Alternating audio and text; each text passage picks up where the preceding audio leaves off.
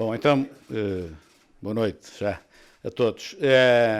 Nós tivemos a oportunidade, tal como os outros partidos, de receber um documento do Governo, que já estou a ver aí também, que também já tem, com os objetivos que pretendem que venham a ser aprovados por Bruxelas e já, em algumas circunstâncias, com alguns valores. Nós sempre dissemos que estamos a preparar um documento alternativo ao do Governo, iremos fazer isso, iremos apresentar no fim deste mês, provavelmente no princípio do próximo mês, portanto, dentro de alguns dias. Temos algumas prioridades que podemos dizer, porque sempre o dissemos. Este dinheiro que vem da Europa, este montante excepcional, tem seguramente de dar alguma resposta de curto prazo, é verdade, mas tem, acima de tudo, de dar respostas de longo prazo. Nós não podemos perder esta oportunidade e, portanto, todo este programa tem de ser desenhado tendo em vista o futuro. E, tendo em vista o futuro, há uma pedra de toque aqui que é fundamental, que é a competitividade da economia, de modo a que nós possamos ter uma economia mais robusta e pagar melhores salários às pessoas. Por isso, o grosso do objetivo tem de ser virado para as empresas, porque são as empresas que geram a produção e são as empresas que pagam os salários. Isto sem querer esquecer, obviamente, a componente pública, que é, obviamente, complementar, mas o núcleo central tem de estar as empresas e, dentro das empresas, ligadas à exportação e ao investimento. Aliás, se não houver investimento, não haverá, enfim, crescimento da produção no futuro. Portanto, nós vamos apresentar as nossas propostas, serão confrontadas naturalmente com estas que agora vimos. Em algumas coisas seguramente haverá coincidência, até porque há coisas que têm de haver coincidência, na exata medida que há imposições de Bruxelas que nós temos de cumprir. Essa prioridade às empresas, enfim, vamos ver melhor agora aquilo que está na proposta do Governo, porque não está arrumado numa gaveta, está disperso em diversas gavetas, e vamos ver qual é a prioridade que aí está. Como digo, a questão dos salários é fundamental. Aquilo que nós pretendemos é que, não é amanhã, mas no médio e longo prazo, Portugal pague melhores salários, ou seja, Portugal tenha uma classe média mais robusta. Quanto mais forte é a classe média, mais desenvolvido é um país. Quanto mais forte e maior é a classe média, mais desenvolvido é um país.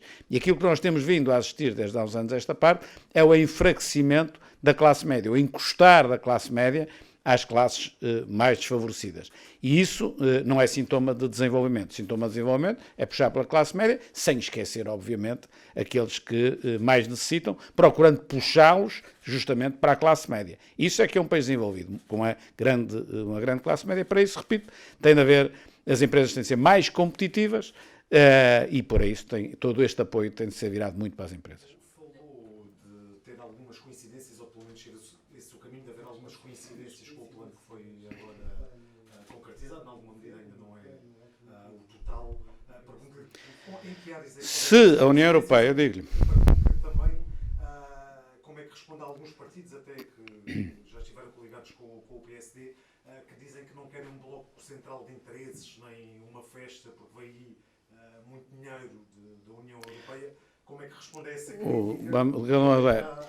A primeira pergunta, das coincidências, deixe-me dizer, se a União Europeia exige que, eu salvo erro, é 37%, acho que é o valor que me disseram, que seja para a eficiência energética e para a descarbonização da economia, obviamente que nós vamos ter de desenhar um projeto que também coloque 37% da nossa força no mesmo objetivo. Portanto, aí tem, por exemplo, algo onde não podemos fugir. Isso que me pergunta dos outros partidos, acho que é uma conversa completamente deslocalizada. Nós estamos a tratar de um assunto sério, estamos a tratar do futuro do país, estamos a tratar de um conjunto de verbas significativo que Portugal tem de aproveitar. Eu não me ia perder num tema assim, acho que não tem essa relevância. Pareceu-lhe que o plano tinha uma componente forte voltada para as empresas? Provavelmente menos do que aquilo que nós desejamos. Vamos ver, eu não fui assim tão certo por uma razão muito simples. Isso, não há lá uma gaveta empresas. Ela está distribuída em diversas. Portanto, nós temos de ir analisá-las todas, a ver no fim quanto é que dá. Mas dá-me ideia que não há ali um objetivo claro de privilegiar o apoio às empresas. privadas, naturalmente, e ao investimento privado e à exportação. Também não estou com isto a dizer que está esquecido. São prioridades e a força que se dá a cada uma das prioridades. Sabemos deste programa e deste plano, deste pacote financeiro da União Europeia, mas estamos perante uma pandemia que está já em muitos países numa segunda vaga na Europa. Faz sentido a premissa deste plano ser a base de um plano de recuperação e de resiliência sobre um futuro que ainda é uma incerteza?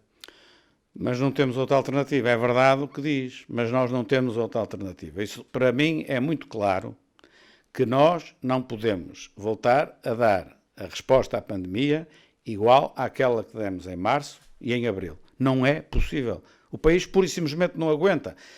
Se nós tivéssemos uma dívida pública relativamente baixa, nós ainda podíamos ousar uma coisa dessas. Nós temos uma dívida pública brutal. Se a economia para, veja-se bem o que aconteceu com aquela paragem e o que custa a arrancar outra vez. Portanto, não temos outra alternativa. Fechar, tapar, como fizemos em março e em abril, o país não aguenta. Temos é de nos saber comportar agora de tal maneira que possamos minimizar os estragos desta segunda vaga. Já podemos talvez classificar como realmente a segunda vaga, que está vindo até mais cedo que aquilo que se estava à espera. E, portanto, toda a nossa organização, todos os nossos comportamentos coletivos e individuais, sim.